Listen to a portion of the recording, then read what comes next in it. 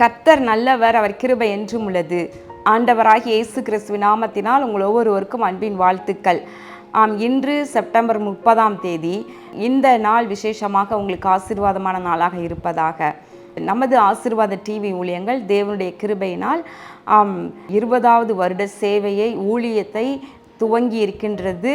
எனவே கருத்தாக நம்முடைய ஊழியத்திற்காக ஜெபிக்க தாங்க உங்களை அன்போடு கூட ஞாபகப்படுத்துகின்றேன்.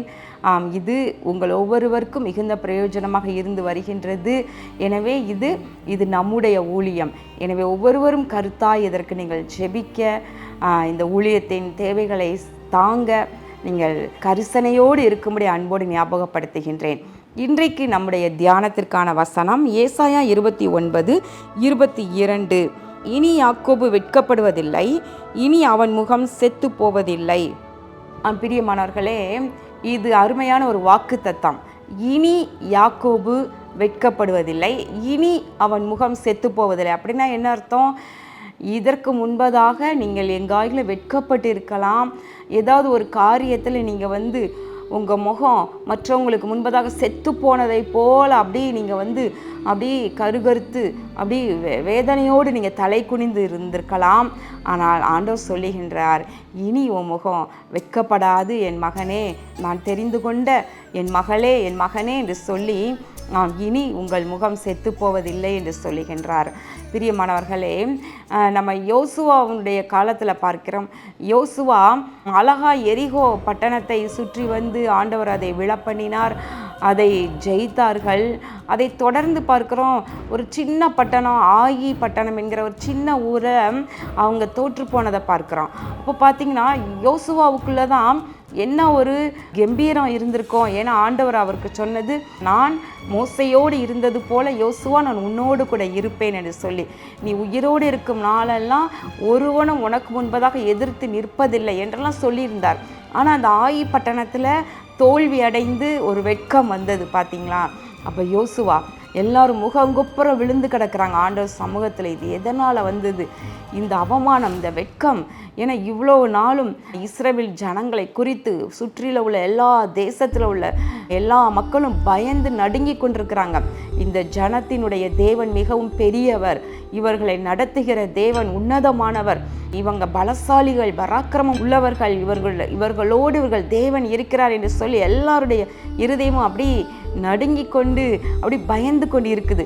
ஆனால் பார்த்தீங்கன்னா இந்த இதில் தோற்று போன உடனே என்ன நினைப்பாங்க? ஓஹோ, ஒரு சின்ன ஊரில் போய் இவங்க தோற்று போயிட்டாங்க, இவங்களை அப்போ நம்மளும் கூட எளிதில் முறியடிச்சிடலாம், இவங்களுக்கு பயப்பட வேண்டியதில்லை என்று எல்லாரும் ஜனங்களுடைய இருதயமும் அப்படி மாறிடும் இல்லையா? இன்னொன்று கூட, யோசுவாவுக்கு இவ்வளோ வாக்குத்தத்தங்கள் பெற்ற யோசுவாவுக்கு இப்படி ஒரு தோல்வியை கண்டு அவருக்கு எவ்வளவு முகம் செத்து போனது போல ஆயிருக்கும் என்று எண்ணுகின்றேன்.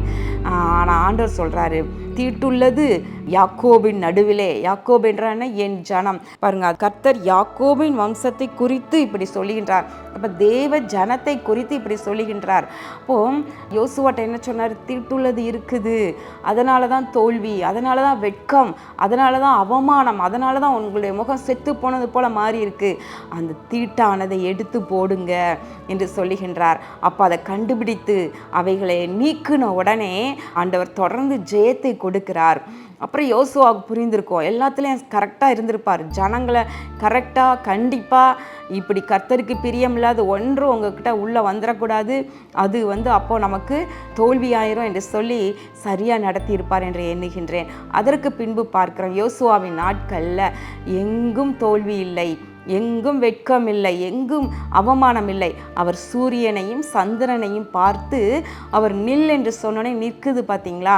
அழகாய் ஜெயத்தை கொடுத்து கொண்டே இருந்தார்.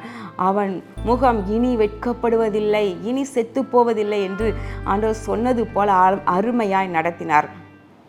பிரியமானவர்களை, இன்றைக்கும் கூட நீங்கள் கூட உங்கள் வாழ்க்கையில் ஏதாவது ஒரு காரியத்தில் நீங்கள் இழந்து போய் நீங்கள் அவமானப்பட்டு வெட்கப்பட்டு இருக்கிறீங்களா?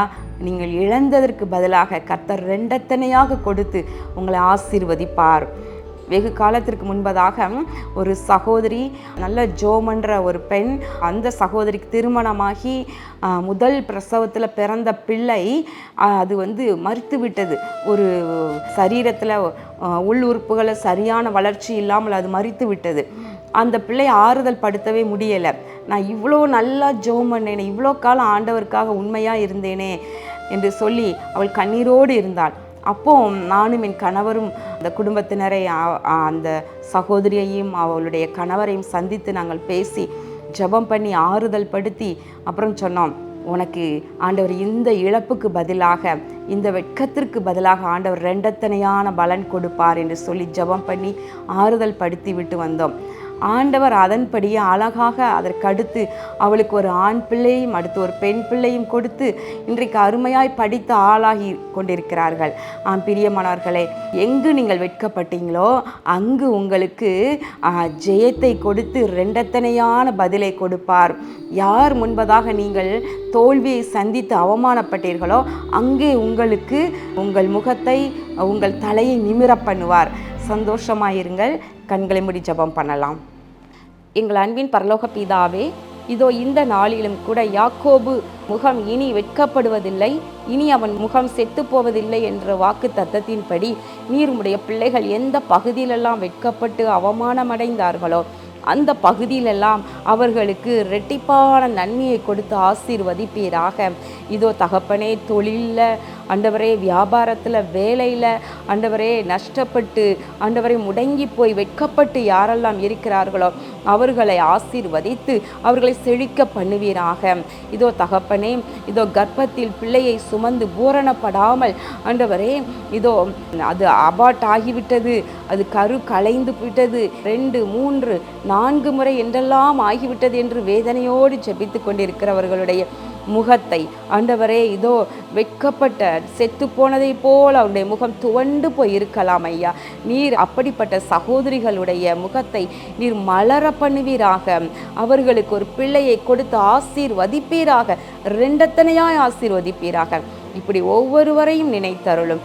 இயேசு கிறிஸ்துவின் நாமத்தினாலே வேண்டிக் கொள்கிறேன் நல்ல பிதாவே, ஆமேன். பிரியமானவர்களே, இன்றைக்கு செப்டம்பர் 30ஆம் தேதி. இந்த செப்டம்பர் மாதம் முழுவதும் நம்மை கண்மணி போல பாதுகாத்து நடத்தி வந்த தேவனை இந்த நாளிலே நாம் நன்றாய் ஸ்தோத்திரம் பண்ணுவோம். கர்த்தர் உங்களை ஆசீர்வதிப்பாராக. ஆமேன்.